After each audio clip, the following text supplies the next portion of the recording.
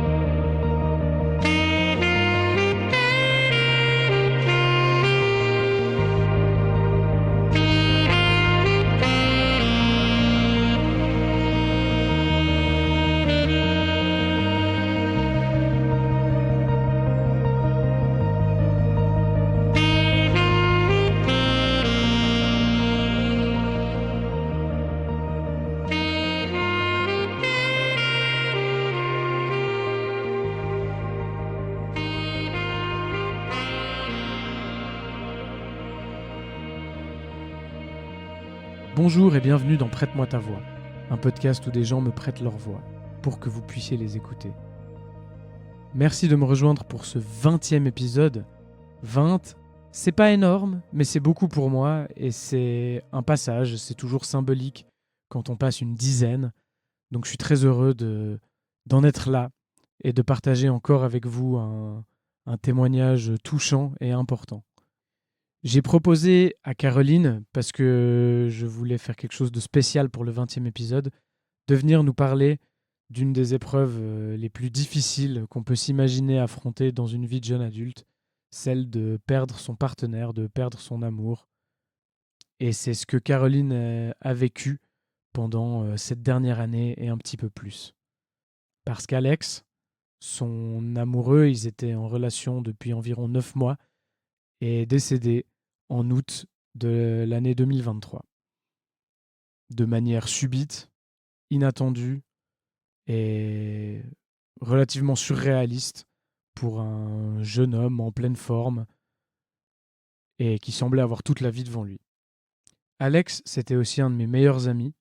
On se connaissait depuis qu'on avait 14 ans et c'est quelqu'un que j'aimais énormément et que j'aime toujours. Il me manque beaucoup parce que c'est quelqu'un avec qui je pouvais avoir des longues conversations très profondes. Et c'est pour ça que, un peu plus d'un an et un mois après son départ, cette conversation avec Caroline me paraissait particulièrement adaptée et importante à partager avec nos proches et d'autres personnes qui écouteront cet épisode. C'est donc la première fois que je livre aussi un peu une partie de moi dans ce podcast. J'aimerais remercier Caroline pour sa confiance, pour son écoute aussi, parce que cette fois-ci, c'est pas juste moi qui écoutais quelqu'un qui partageait, c'était un petit peu plus un échange, même si c'est bien sûr sur son expérience qu'on se concentre en particulier. En tout cas, cet épisode est très spécial et j'espère qu'il pourra faire du bien et apporter quelque chose de positif aux personnes qui l'écouteront. Je vous souhaite une bonne écoute, à tout à l'heure.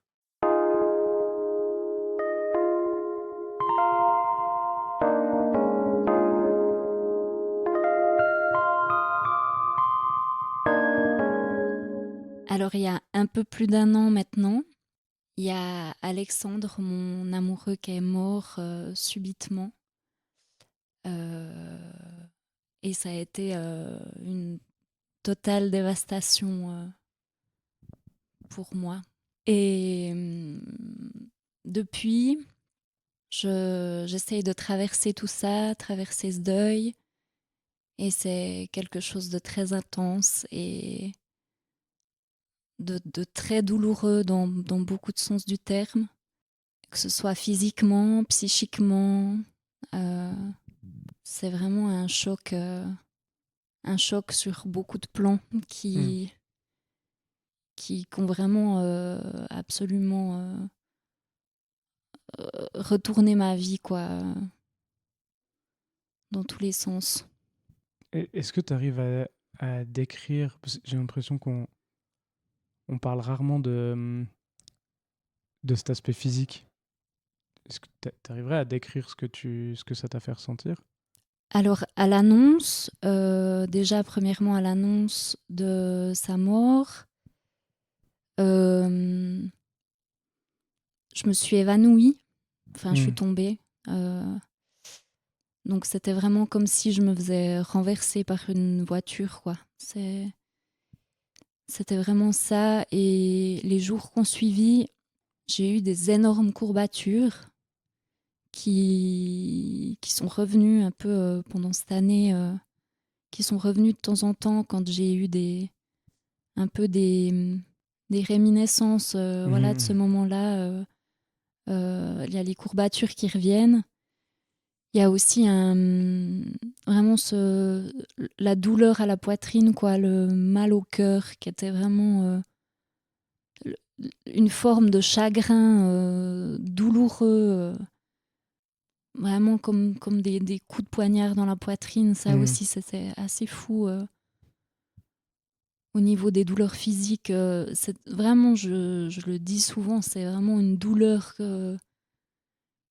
que j'ai jamais connue auparavant, quoi. Mhm. Vraiment, autant les courbatures, on m'a expliqué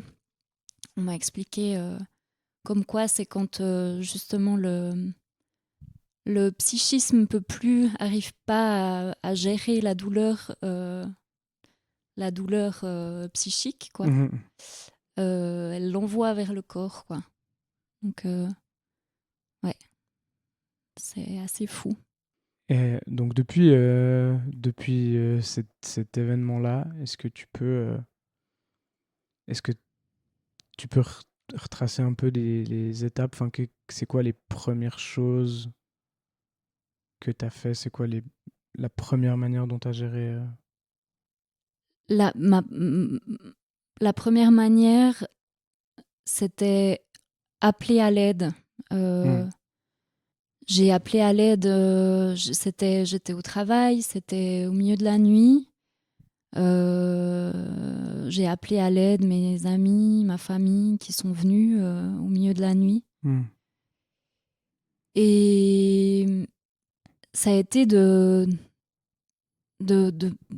énormément pleurer, hurler aussi. Enfin, j'avais besoin de. Enfin, c'était pas un besoin, c'était une nécessité, quoi. Mhm. Il y avait quelque chose qui devait sortir, quoi. C'était tellement douloureux.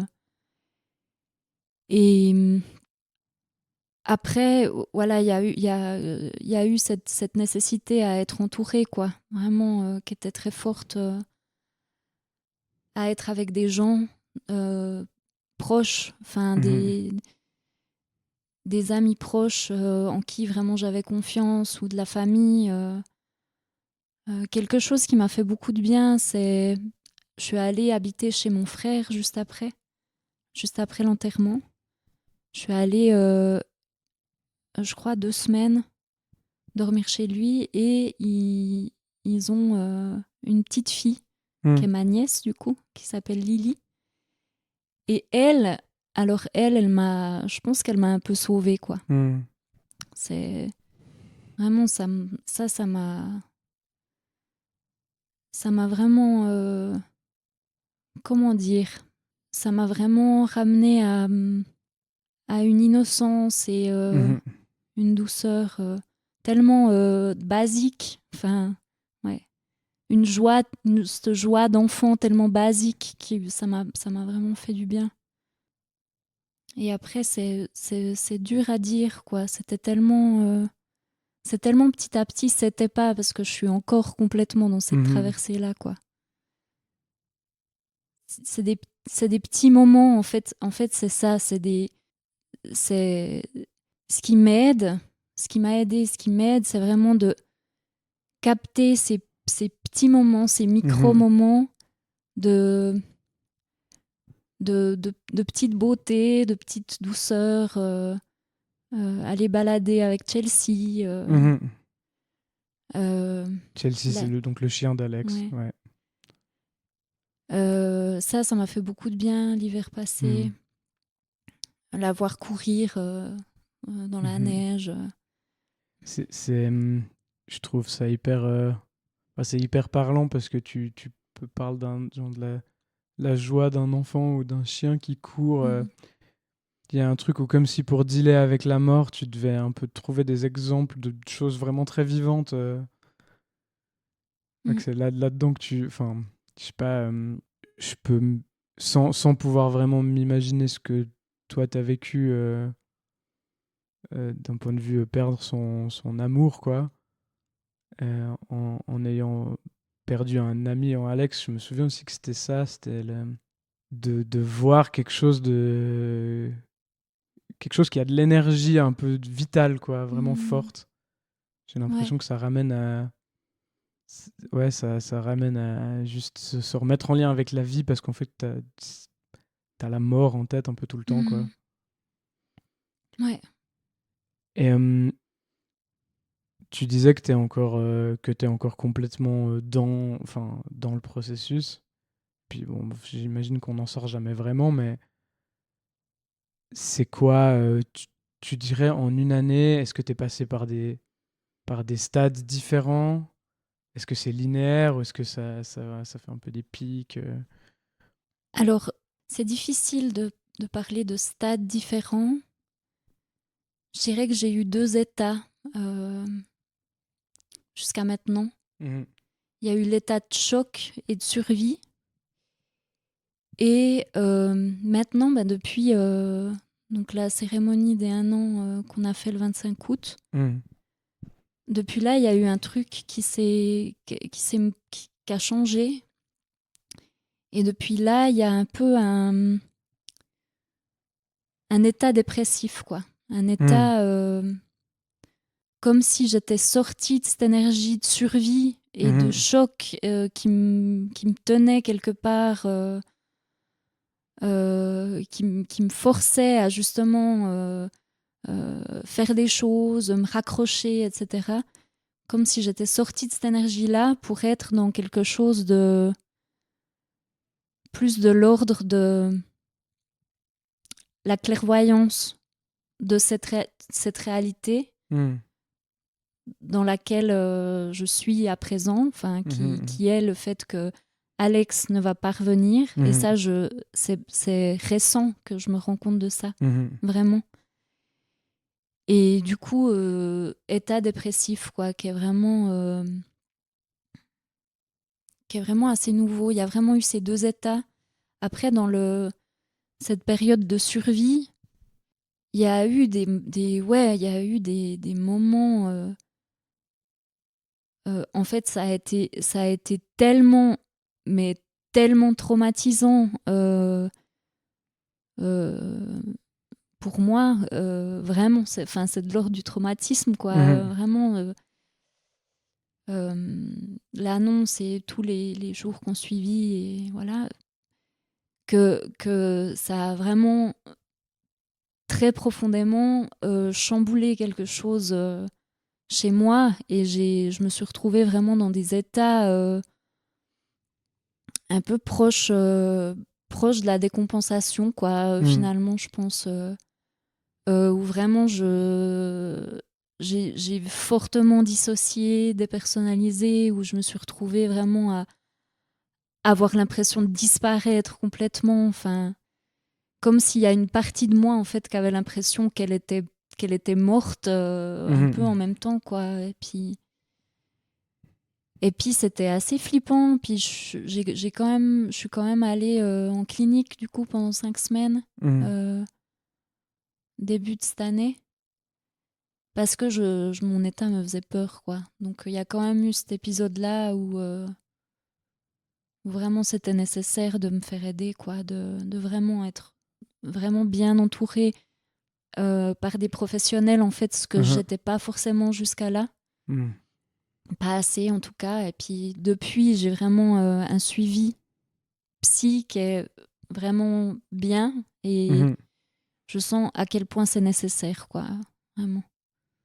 Est-ce que aussi, est-ce que t'as l'impression que les gens autour de toi sont passés à autre chose plus vite ou trop vite? Est-ce que t'as l'impression d'être coincé dans le temps un peu? Ouais, alors niveau temporalité, ça c'est vraiment trop étrange, je trouve. Ouais. Ouais, trop étrange. Je saurais pas dire comment, mais c'est trop rapide et on reste au même point en même temps. Enfin, il y a un truc vraiment bizarre. Et puis, les gens autour, je crois que j'ai de la chance, vraiment, des personnes, enfin, d'avoir un entourage autant empathique et compréhensif, qui vraiment, qui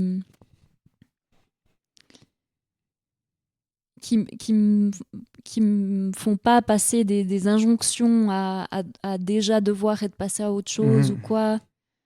Enfin, vraiment, j'ai l'impression que non, qu'il il me félicite souvent. Il me dit souvent que je suis courageuse. Il me dit souvent que... Et mon Dieu, enfin, pour moi, c'est fou, mais c'était hier, quoi. Enfin, il y a un truc vraiment... c'est encore tellement... c'est encore tellement la plaie, encore tellement ouverte, quoi. Elle est encore tellement béante que les gens autour de moi captent ça, je crois. Et puis, C'est bien. ouais. Tant mieux. Moi, je me demande ça aussi parce que je me souviens qu'après l'enterrement d'Alex, moi, le lendemain, j'ai dû retourner bosser. Et j'étais pas le seul. Enfin, il y en avait pas mal qui disaient bon, bah voilà, demain, il faut retourner au boulot. Enfin, déjà, quand tu perds un ami, le droit suisse te donne pas un jour de congé. Hein. Même en fait, toi, hein, vous étiez juste en couple, quoi. Donc, c'est ton amoureux avec qui tu t'es pas en ménage ou quoi. Il y a rien de prévu, quoi, structurellement en soi. Ouais. Et c'est fou, moi, j'avais envie de dire, mais stop, stop le monde un peu. Genre, on n'a plus le droit, on n'a pas le droit de continuer à avancer dans le temps tant qu'on n'a pas réglé ça, quoi. Ouais. Et je trouve, enfin, je pense que c'est un privilège, mais c'est important que tu aies pu prendre, ce temps-là. J'imagine Ouais. que tout le monde n'a pas cette chance-là. Et comment t'as fait, comment t'as géré pour te le donner à toi, ce temps, en fait, avec tous les autres aléas de la vie Comment j'ai fait? Comment ça s'est passé? Il y a aussi un peu de l'amnésie Ouais. par là-dedans. J'oublie aussi des bouts. Je crois que vraiment mon travail, enfin m'a vraiment présenté cette option comme un peu, c'est logique pour nous que tu Ouais. prennes ce temps. Enfin, il y a eu quelque chose comme ça où du coup c'était naturel pour moi. Il y a pas eu de lutte à ce niveau-là, quoi. Il y a pas eu de... Pour moi aussi, c'était inenvisageable. C'était inenvisageable pour moi de retourner à mon travail d'éducatrice sociale, de devoir être une présence sécure pour les autres, pour les résidents, alors que moi j'étais en miettes, quoi. Enfin, donc ouais, il y a vraiment eu soutien du travail et des rappels aussi de Caro, on est toujours là, mais prends ton temps. Mais ne reviens surtout pas trop tôt, parce que si tu reviens trop tôt, ça va... Enfin, vaut mieux que tu reviennes plus tard et bien que tu reviennes trop tôt et que tu repartes dans un mois, quoi. Enfin, il y a vraiment eu une compréhension à ce niveau-là et un soutien, quoi. Toi, tu le sentais comment est-ce que tu as eu je sais pas, des sentiments d'illégitimité, de culpabilité par rapport à ça? Oui, vers la fin. Vers la fin et même pendant, j'avais besoin d'être rassurée. J'en parlais à des collègues et je leur disais non, mais vraiment, c'est sûr, ça va sans moi au boulot. Ouais. Voilà, j'avais quand même besoin d'être rassurée au niveau de ma légitimité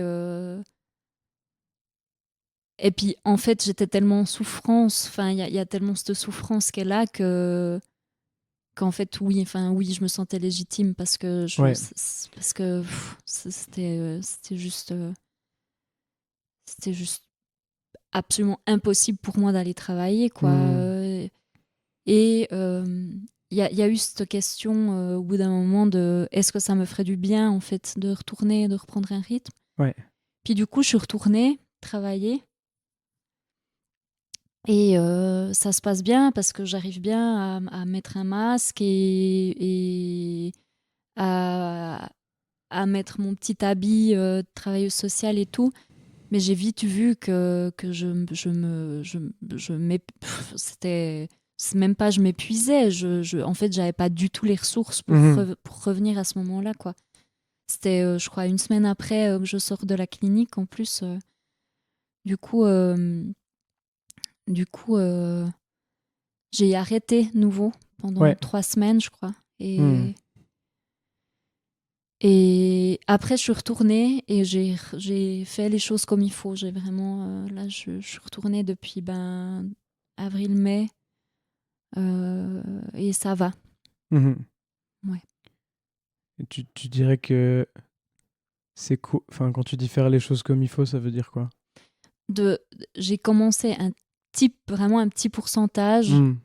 puis j'ai augmenté petit à petit, quoi. Mhm. Puis là, je suis encore pas à mon pourcentage total.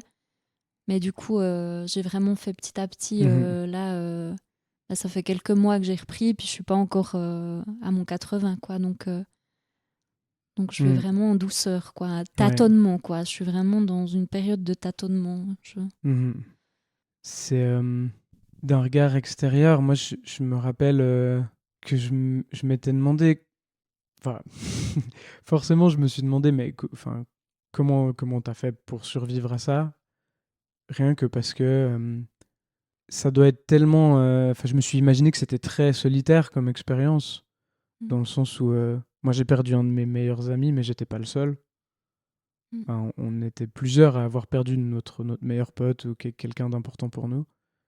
Mais toi, t'étais la seule à avoir perdu ouais, la personne avec qui tu partages ton intimité. Est-ce que est-ce que tu arrives à mettre des mots là-dessus, genre aussi pour, je sais pas s'il y a des gens qui écoutent ton témoignage et qui traversent le même genre de choses. Ouais, comment est-ce que j'ai de la peine à formuler cette question. Est-ce que tu arrives à mettre un mot sur ce que ça fait vraiment? Ce que ça fait vraiment. Alors, pendant longtemps, moi, j'ai cru que j'allais pas survivre, hein. J'avais Hmm. vraiment un truc, c'est pas possible que je survive à ça, à une douleur pareille. Et comme tu dis aussi, c'est quelque chose de très solitaire. Et c'est ça, on a, enfin, le deuil, c'est quelque chose de très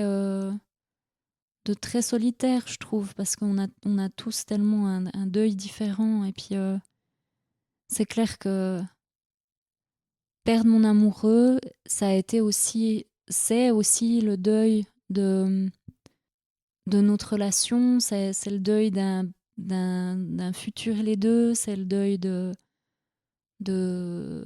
les projections, plein de projections que j'avais avec lui. C'est vraiment, en fait, c'est vraiment un deuil d'une partie de moi, quoi. Parce Hmm. que, comme tu dis, c'est vraiment de l'ordre de l'intime où je pense que avec Alex, vraiment, il y avait quelque chose où il m- comment dire, vraiment, il mettait de la lumière, quoi, sur des parties de moi Mhm.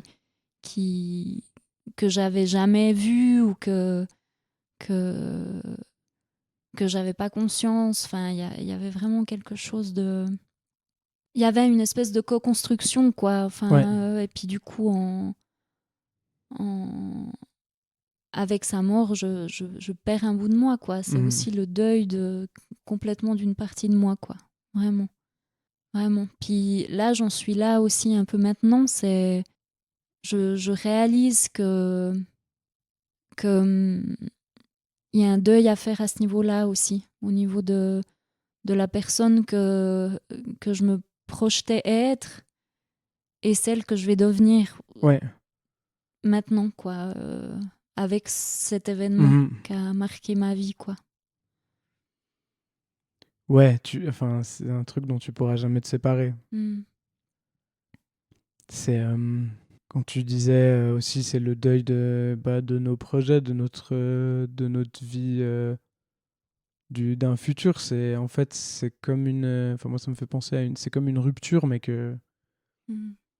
qui a été forcée quoi, enfin qui est pas due à une dégradation de la relation. Ouais, exactement. Puis il y a vraiment ce truc de... En fait, moi, je dis à mes potes, je disais, mais je serais obligée d'être dans une relation polyamoureuse toute ma vie, quoi. Enfin, je vais Ouais, toujours être amoureuse de lui. oui, C'est un truc...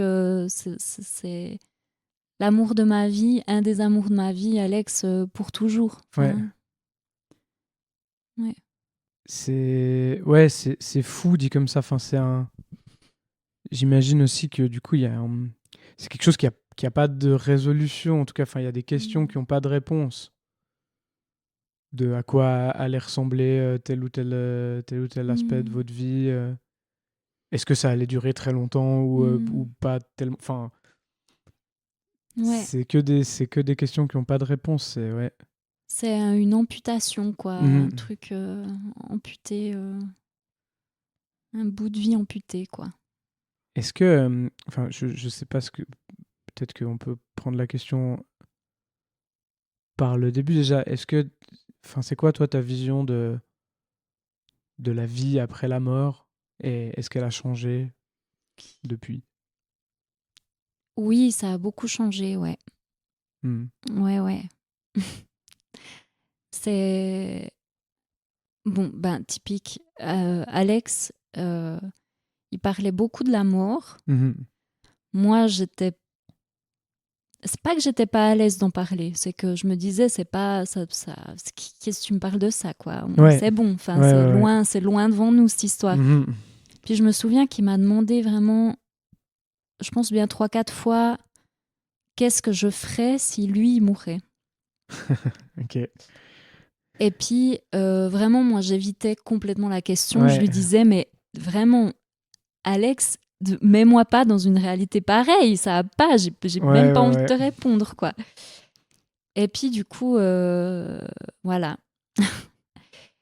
Voilà, c'est cette réalité-là qu'on vit. Et puis, en fait, depuis sa mort, il y a vraiment eu des... Ben voilà, il y a eu des, des choses qui se sont passées, j'ai aussi, au-delà de ça, j'ai aussi beaucoup lu sur Mhm. la vie après la mort, voilà, j'ai lu beaucoup de bouquins liés à ça, j'ai lu pas mal de bouquins sur le deuil aussi qui parlent, voilà, enfin bref, il y a pas mal de fois où j'ai senti son odeur Mhm. dans des moments complètement rien à voir, où il n'y avait pas forcément des gens autour. Mhm. Puis son odeur de berger, quoi. C'est pas une Ouais, odeur de c'était parfum. pas Only the Brave de Voilà. Paco Rabanne, ok. Pour moi, c'est ça l'odeur de Alex. Non, C'est ouais, ouais, c'est juste. c'est Only the Ouais, Brave. trop Que drôle. je sens des fois dans le bus, hein, comme ça. Ouais. Ouais. Non, alors l'odeur de berger, ouais. Vraiment cette odeur de C'était pas un truc qui est en berger. bouteille, quoi. Ouais. Voilà, c'est ça. Puis vraiment dans des endroits, dans des rues, rien à voir, Ouais. où il y a personne. Enfin. Hmm. Et, et ouais, et des petits trucs comme ça, des petites Mhm. choses qui se sont passées qui, qui font que, oui, je crois complètement qu'il est resté avec nous, en tout cas un Mhm. moment, quoi. Là, j'ai l'impression de le sentir plus éloigné, Ouais. si je peux parler comme ça. Mhm. Mais j'ai vraiment l'impression que, typique, dans des moments où j'étais en grande détresse, Mhm. tout d'un coup, je sentais une espèce de chaleur et une espèce d'émotion apaisante qui venait absolument pas de moi, quoi. Ouais. Et ça m'est arrivé quelques fois et j'ai l'impression vraiment que les premiers mois, en tout cas, il a été vraiment présent. Mhm. Ouais. Ouais, enfin, c'est intéressant parce que à quel point dans ces moments-là, est-ce que tu t'es dit des fois, mais je délire, enfin, je suis en train de partir en couille, ou justement plutôt ça te rassurait? Bah, un peu les deux. Enfin, de toute façon, je me disais que j'étais un peu en train de partir en couille plusieurs fois. Mais aussi, ça me rassurait, non, quand vraiment, quand je chantais cette chaleur-là, c'était vraiment juste rassurant Mhm. et bienfaisant, quoi. Vraiment, ouais. Puis, ouais, un petit épisode aussi qui était quand même trop chou, qu'il faut que je raconte. Mhm. C'est... alors, j'ai écrit un petit livre, là, sur toute cette année de deuil, que j'ai Mhm. appelé, avant cet épisode-là que je vais raconter, Mhm. que j'ai appelé Petit oiseau au creux du cœur. Et une fois, on va en balade avec Chelsea et on arrive dans la forêt et tout, en bas de chez eux. Mhm.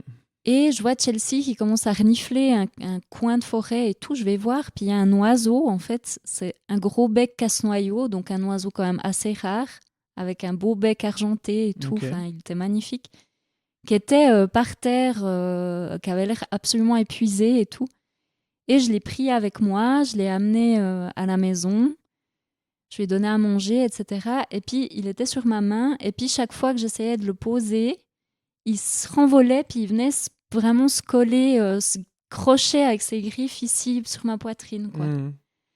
Et je trouvais ça tellement joli. Enfin, vraiment, je venais de nommer ce livre Petit oiseau au creux du cœur. Puis, Mhm. une semaine après, je tombe sur un oiseau dans la forêt qui vient, qui vient se coller à l'endroit de mon cœur. Enfin, c'est... C'est bizarre la vie quand même. Ben ouais, Tu te non, dis. mais trop, quoi. Puis voilà, puis même si c'est des choses au hasard, machin, mais c'est des petites choses qui m'ont vraiment fait du bien dans cette traversée, quoi, qui m'ont... Mhm. Ouais. Est-ce que, quand tu regardes un petit peu en arrière, est-ce que t'as l'impression que, enfin, t'as l'impression que t'as fait les bons choix, enfin, t'as l'impression que là, t'es là où tu devrais dans ce processus un peu? Mm. C'est un peu une question piège, hein, mais... Pas encore. Ouais. Pas encore, mais je pense que je m'y dirige. Mhm. Je pense que de toute façon, il y a un chamboulement qui doit se faire, enfin, dans ma vie, qui est assez radical comme ça, Ouais. que j'ai pas encore l'énergie pour Mhm. l'instant, mais que ça va se faire. Donc là, je me repose, quoi. Ouais. Là, je me repose un peu et puis après, on verra pour chambouler les choses, quoi. Mais C'est intéressant comme terme, parce que effectivement, donc on parle toujours d'un deuil comme un processus, quelque chose, on vit avec, et puis voilà, ça dure toute la vie en fait. mm, Mais dans le deuil, il y a aussi des grands pas, quoi. Des moments où du jour au lendemain, c'est vrai que tu disais, je serais dans une relation polyamoureuse toute ma vie. Ouais, c'est comment t'imagines le moment où tu re-entres en relation avec quelqu'un de la même manière, où tu re-rentres dans une intimité avec quelqu'un, par exemple, ça, de toute façon, c'est un énorme pas, j'imagine. mm. Ouais. Je sais pas, comment t'envisages ça, toi? Ben, enfin, là, vraiment, j'ai vraiment l'impression qu'il y a quelque chose dans la façon que j'avais d'aimer avant. Mhm. Il y avait une innocence et puis un truc un peu naïf et un peu, mais naïf positivement. Ouais, Enfin, vraiment dans un truc d'élan, quoi. ouais. Vas-y, quoi. Mhm. Puis ça, je crois que j'ai plus. Je crois que je crois je crois que j'ai que vraiment mon cœur est en train de cicatriser tant bien que mal, quoi. Oui. Qu'il y a vraiment quelque chose que quand ça arrivera, il faudra que ce soit lent, quoi. Il faudra que ce Ouais. soit lent et doux et lent. Vraiment, quoi. Hmm. Parce que, ouais, ce truc d'embrasement, là, c'est pas possible, quoi, de toute Ouais. façon. Ouais. C'est fou parce que je pense que quand on s'imagine, n'importe qui s'imagine perdre son partenaire, c'est un truc que tu t'imagines qui t'arrive quand t'es vieux, quand t'as... Ouais, quand t'es en mauvaise santé, enfin, Mm. je- et c'est pas un truc que tu t'imagines dans ta vie de jeune adulte, quoi. C'est pas un truc que tu penses qui est possible vraiment Ouais. dans ta vie de jeune adulte. Est-ce que je sais pas, est-ce que tu sens ça autour de toi un peu que t'es en fait dans une étape de vie qui est pas normale entre guillemets, enfin qui est pas standard, que très peu d'autres gens vivent au même moment. Oui, ouais. Et aussi, justement, ce truc d'avoir l'impression d'être trop précoce, quoi. Enfin, Ouais. ce truc d'avoir l'impression ouais, de vivre un truc, comme tu dis, que je devrais pas vivre, et puis Mhm. de pas pouvoir vivre, du coup, des trucs que j'aurais voulu vivre. Mhm. Enfin, j'ai vraiment un truc. Il y a vraiment des fois une partie de moi qui est assez fataliste, et puis qui se dit, ah ben voilà, non, mais oublie, quoi. L'amour, vie de famille, machin, c'est fini, ça. Enfin, Mhm. il y a un truc où tout ça, c'est parti avec lui, quoi. Enfin, Mhm. et ouais, retrouver cette envie de recréer quelque chose avec quelqu'un, ça va être, ouais, ça va être quelque chose, quoi. Mhm. Mais Mais tu le voilà. vois, enfin tu vois ça comme une possibilité dans ta vie, dans ton futur. Bah, une possibilité, disons que enfin, on a besoin d'amour, quoi. Ouais. Ouais, et c'est récent, mais oui, je m'ouvre à cette possibilité, Mhm. ouais. Ouais. Et j'ai écouté, j'ai écouté des témoignages, j'ai lu des témoignages et tout, où justement les personnes retrouvent quelqu'un assez rapidement. Mhm. Et ça m'a aussi ouvert ce truc de ah ouais, en fait, ah ouais, ok. Ok, on peut rencontrer quelqu'un en Ouais. fait. Après ça, ok. Ben intense, mais ok, ok. Ça, enfin voilà, ça me paraît être une possibilité, quoi. Et je pense que dans le fond, quand même, ces expériences de deuil hyper intenses, elles t'invitent aussi à vraiment t'écouter. Mm. Et quelque part, toi, ça n'a pas été ton cas, mais j'imagine que si tu vis un deuil comme ça et puis que tu rencontres quelqu'un rapidement après et que tu sens que c'est un truc que tu as envie de faire, j'ai l'impression que, ouais, enfin, qui peut juger ça, quoi, dans le Mm. fond, à part soi-même, Ouais, ouais. j'imagine que tu te juges beaucoup toi-même quand Mhm. tu fais ce genre de choses. Enfin, ça, je sais pas, il doit y avoir un conflit interne qui doit être assez compliqué à gérer, mais... Ouais, puis, enfin déjà oui, un peu une culpabilité quand même. Euh, et un peu moi, enfin j'ai un peu ce truc de refus en fait en fait j'ai toujours envie de vivre ça avec Alex, quoi. Ouais. Enfin, Mhm. je- je suis amoureuse de lui, quoi. Ouais. C'est du coup c'est compliqué de me projeter. Enfin, ce serait compliqué de me projeter dans une relation sans, ma foi, malheureusement, être dans de la comparaison ou Ouais. Je pense que ça, c'est un peu inévitable sans vouloir être malveillante ou quoi, mais...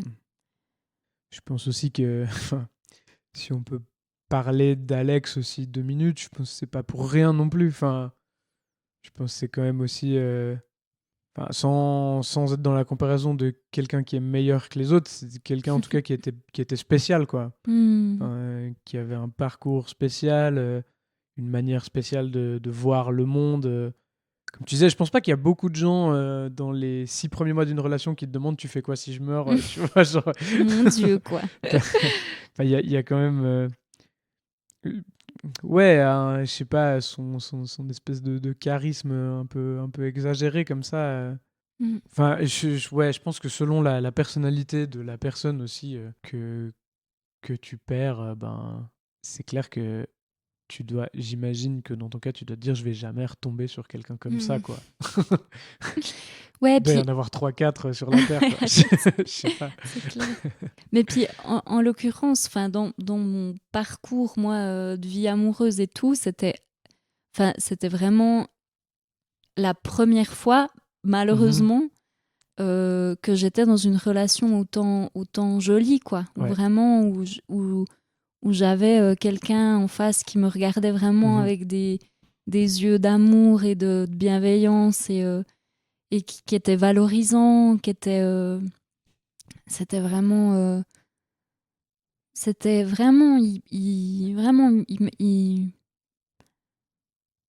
il m'a vraiment appris à m'aimer, quoi. Enfin, il m'a vraiment appris, je sais pas.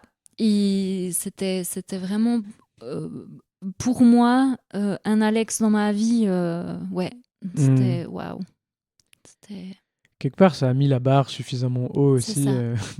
pour que tu puisses te dire si je retrouve quelqu'un, Exactement, ouais. ce sera quelqu'un qui me considère bien, quoi. Donc, Ouais, ouais. t'as au moins ça avec toi, À fond, j'imagine. à fond, ouais. Si tu maintenant là que ça fait 1 an et un peu plus que l'événement traumatique il est passé, si tu pouvais t'envoyer un message dans le passé là à toi qui vient de vivre ça, tu te dirais quoi? Alors, c'est un peu... c'est compliqué parce que quand on est dans une souffrance comme ça, les mots sont peu apaisants, quoi. Ouais. Mais moi, c'est cette idée de traverser, en fait, qui m'a beaucoup aidée. Tu traverses, quoi. Tu traverses... c'est horrible, c'est traverser de l'enfer, quoi, mais tu traverses, tu continues. Demain, ce sera l'enfer aussi, dans une semaine aussi. Mais voilà, c'est de nouveau ces petites lucioles, quoi, ces petites étincelles par-ci par-là qui font que la traversée, elle est un peu moins sombre. Et voilà, traverse, quoi. Puis confiance, puis traverse. Continue la traversée. Là, j'ai pas l'impression d'avoir fini la traversée. Hein. Là, je suis toujours dans le tunnel. Mais continuez cette traversée. Et essayez d'avoir confiance. Et si t'as pas confiance, regarde les autres autour de toi, ils ont confiance pour toi. Ça, c'est pratique aussi, des fois. Ouais. Mais je pense que c'est important de dire ça aussi, parce que sans forcément que les gens vivent la même chose, ils peuvent aussi avoir des proches à eux qui vivent la même chose ou quelque chose de similaire. Et d'avoir confiance pour la personne et en fait juste montrer qu'on est là pour la traverser, quoi, peut-être. Exactement, pour accompagner pendant la traversée. Et dans des petites choses, moi je dirais. Venir chez moi et faire à manger. Ou vraiment... ouais, c'est vraiment dans des petites choses, je dirais, vraiment de l'ordre de la présence, quoi. C'est pas des grandes choses à faire, c'est pas m'emmener en week-end, je sais pas où, c'est vraiment dans les petites choses du quotidien, un petit message. Les messages aussi, ça fait beaucoup de bien, franchement, de se sentir. au début, voilà ce que je me disais aussi, c'était au début, il y avait vraiment cette histoire de densité, quoi. Mhm. Je disais beaucoup, j'ai besoin que ce soit dense autour de moi, quoi. J'ai besoin Mhm. d'avoir l'impression de me faire porter, en fait, Ouais. parce que je peux pas avancer. Ouais. C'était juste impossible d'avancer seule, du coup, vraiment ce besoin de densité, du coup, par les messages, par la présence, par des petites lettres que certaines personnes m'envoyaient. Mhm. Il y a une amie qui était en voyage pendant ce temps. Elle a commandé des fleurs chez mon frère où Mhm. j'étais. Elle a envoyé des fleurs. Ce genre de petits trucs, c'est vraiment tout bête, mais ça fait du bien. Puis avant de vivre ça, c'est vrai qu'on ne sait pas quoi faire dans ces situations quand il y a des morts, des personnes en deuil et tout. Mais en fait, il faut rien du tout. Mais c'est vraiment hyper appréciable d'en parler. En fait. Mhm. Le pire, c'est de pas en parler. Le pire, c'est de faire comme si de rien, comme si rien ne se passait dans nos vies. Ouais. T'as l'impression qu'il y a des gens qui étaient gênés Oui, à ton ouais, contact ou ouais. ouais. Est-ce que tu penses, enfin, parce que moi je me dis probablement que si les gens se sont mal à l'aise, c'est probablement qu'ils n'arrivent pas Mhm, à dealer avec l'information de, en mhm. fait, purée, ça doit être tellement horrible, qu'est-ce que je peux faire, Ouais, enfin, ouais. Ouais, justement. et toi tu Ouais. dirais plutôt, mais en fait, de le mentionner, enfin, de reconnaître la Mhm. réalité, puis, ouais. Complètement, ouais. Hmm. Et je pense que c'est important à entendre aussi ça, parce que, bah, en fait, la mort c'est déjà un énorme tabou Mhm. de Ouais, base, c'est clair. encore plus la mort d'une personne jeune, ou, voilà. Et ça peut pas rester un tabou quand c'est réel, quoi. c'est... Bah oui, c'est ça. Ouais. Enfin, en fait, ça augmente la violence de la Mhm. situation de juste euh, faire comme si rien ne s'était passé. Enfin, il y Ouais, a un truc, il y a une partie de moi qui est pas reconnue, quoi. Enfin, ouais, euh, ouais. Alors que c'est sûrement qu'ils ont peur de te blesser, oui, peur de te brusquer, ouais. c'est ça. Alors, Mhm. j'en ai jamais voulu à personne, Ouais. hein, vraiment, hein, mais juste, ouais, ça, je me suis rendu compte, ouais, en fait, c'est mentionnez-le, quoi. Dites, Mhm. enfin, un petit mot, un petit message, même de personnes de mon village ou de mon Ouais. enfance, que ça fait longtemps à qui j'ai plus parlé et tout, qui Mhm. m'envoyaient un petit message, même des personnes éloignées, ça a participé à cette densité, quoi. Ouais. C'est intéressant ce mot, la densité. Il faut retenir ça, du coup. Mhm. Ouais, comme si tu pouvais juste n'importe quand tomber et que tu vas pas toucher le sol, quoi. Ouais, à fond. Euh, je reprends ma question d'avant complètement dans l'autre sens. Peut-être que dans, je sais pas, dans 5 ans, dans 10 ans, tu vas réécouter ce podcast et que tu as envie de t'envoyer quoi comme message à toi Mhm. plus loin. Euh, bien joué d'être toujours là, quoi. Ouais, c'est ce que je me dis là pour l'instant. Mhm. Mais dans 5-10 ans, c'est un peu. 5, 10, 20, 40. Euh, On dit souvent que les paroles s'envolent, celles-ci, potentiellement, elles s'envolent pas. Tu peux les garder. que j'espère que ça va. Ouais. Puis j'espère que je suis dans la joie, quoi. Que j'arrive à renouer avec cette joie, Mhm. vraiment. Et si c'est pas le cas, c'est ok aussi. C'est vrai, finalement. Peu importe le temps que ça prend, ouais. Ouais. Est-ce que est-ce que tu as envie de dire quelque chose encore aux personnes qui vont écouter ouais, il y a des gens que tu connais probablement qui vont écouter ça, il y a des gens que tu connais moins. Que c'est dur et long, quoi. Et que par contre, il faut essayer d'être doux avec soi, mais que c'est dur et long. Enfin, Mhm. vraiment, ça revient avec ce truc de traverser, quoi. Que euh, c'est long, mais ça va. Mhm. Ça passe le temps. Ouais. Et que même si voilà, il y a plus d'envie, il y a plus d'espoir, il y a plus de joie, il y a voilà, se rattacher aux petites choses, quoi. Enfin, en tout cas, moi, c'est ce qui m'a aidé, quoi. Mhm. Vraiment un peu se laisser guider, quoi. Un peu un truc Mhm. de se laisser aller dans le courant et de prendre les mains qui viennent un peu, les mains Ouais. tendues. Tu viens boire un café, tu viens, on va souper là. Voilà, faut y aller, on y va. Dire Et oui. puis dire oui. Ouais. Et puis, petit à petit, quoi. Mhm. Il y a une question que j'aime bien poser à la fin de toutes mes interviews. Et c'est pour, enfin, c'est pour finir avec un truc positif. Et j'ai l'impression que elle va sonner d'autant plus importante maintenant, je trouve. C'est quoi, Caro, en ce moment, ce qui te fait sourire? Bonne question. Bah, le premier truc qui me vient, c'est Chelsea, quoi. Mhm. C'est Chelsea qui fait n'importe quoi dans la montagne, là. Elle me fait rire, quoi. Ouais. Donc, ouais. Est-ce que ce qui me fait sourire doit encore avoir un lien tout le temps avec Alex? Peut-être. Mais c'est la première chose qui me vient, en tout cas, maintenant. Trop bien. C'est très joli, j'adore. Merci beaucoup pour tout ça, Caro. Avec plaisir.